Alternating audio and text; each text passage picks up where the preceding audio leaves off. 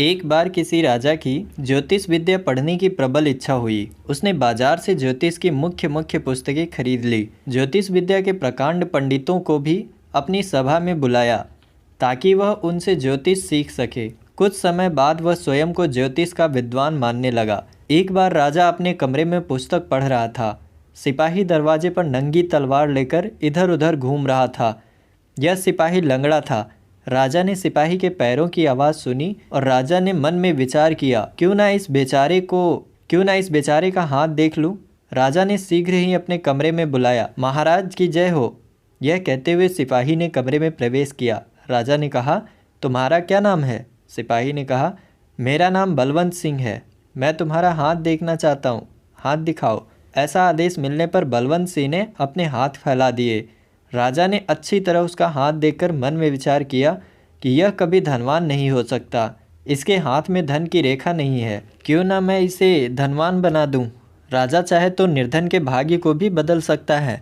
ऐसा सोचकर उसने बलवंत सिंह के हाथ में एक पत्र देकर कहा, इस पत्र को रामपुरा महाराज के पास पहुंचाओ। यह सुनकर बलवंत सिंह सीलबद्ध पत्र को लेकर अपने घर आया और उदास होकर विचार करने लगा। राजा के पास अनेक सिपाही हैं, वह मुझ जैसे लंगड़े को वहाँ क्यों भेज रहा है? वहाँ उसके बचपन का मित्र रामू भी बैठा था। उसने कहा, तुम उदास क्यों हो? बलवंत सिंह ने संपूर्ण वृत्तांत उसे सुनाया। रामू ने कहा, ठहरो, मैं इस पत्र को राजा के पास पहुँचाऊँगा। राजा ने शीघ्र ही हाथ पैर धोए, वस्त्र पहने और पत्र को लेकर रामपुर की ओर चल पड़ा। पत्र पढ़कर राजा ने सिर से पैर तक नौकर को देखा तथा आदरपूर्वक प्रेम से पकवान खिलाए। मन में शंकित होकर रामू ने बड़ी मुश्किल से राजा से पूछा, इस पत्र में क्या लिखा हुआ है जिससे आप मेरा इतना सत्कार कर रहे हैं? राजा ने कहा, आप स्वयं पत्र को पढ़िए। रामू ने पत्र पढ़ा। पत्र में लिखा था, अपनी कन्या से इसका विवाह कर देना, मैं इसे अपने राज्य का चौथा हिस्सा दूंगा। राजा ने प्रसन्न होकर विवाह का प्रबंध किया। एक दिन राजा ने बलवंत सिंह को बुलाकर पूछा, क्या तुमने मेरा पत्र दे दिया था? नौकर ने कहा, लंगड़ा होने से मैं स्वयं शीघ्रता से चलने में असमर्थ था, अतः मैंने मेरे मित्र रामू को भेजकर पत्र वहां पहुंचा दिया है। राजा को क्रोध आया किंतु वह कुछ न बोला। दूसरे दिन राजा ने तरबूज के अंदर रत्न आभूषण डालकर बलवंत सिंह को दिए।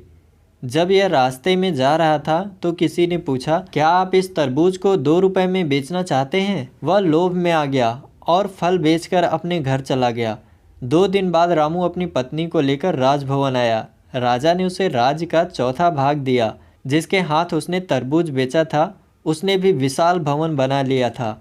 बलवंत सिंह ने विचार किया, यह सब मेरी मूर्खता का फल है, क्योंकि मैंने राजा की भावना को नहीं समझा।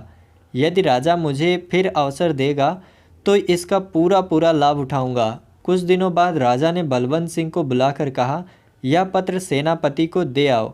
बलवंत सिंह प्रसन्न हुआ और सेनापति के पास आया। उसने विचार किया कि इस पत्र में कोई लाभदायक संदेश होगा, किंतु उसका अनुमान झूठा निकला। पत्र पढ़ते ही सेनापति ने बलवंत सिंह को जेल में डाल दिया।